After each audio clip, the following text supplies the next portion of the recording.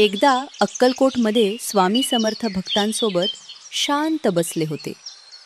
सगळीकडे शांत वातावरण होतं. अचानक तिथे एक मोठा विषारी साप आला. सापानं फणा काढला आणि लोक घाबरून पळू लागले.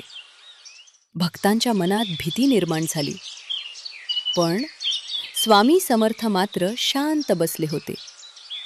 स्वामींनी त्या सापाकडे पाहिलं आणि शांत आवाजात म्हणाले, जा, शांत बस.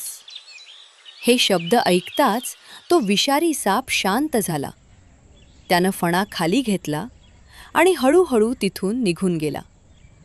हे पाहून सगळे भक्त आश्चर्यचकित झाले. लोकांना समजलं, स्वामी समर्थांमध्ये दैवी शक्ती आहे. आजही लाखो भक्तांचा विश्वास आहे. स्वामी समर्थ आपल्या भक्तांचं प्रत्येक संकटातून रक्षण करतात. ही घटना आपल्याला शिकवते, स्वामी समर्थांसाठी अशक्य असं काहीच नाही. फक्त श्रद्धा आणि विश्वास हवा. जय स्वामी समर्थ.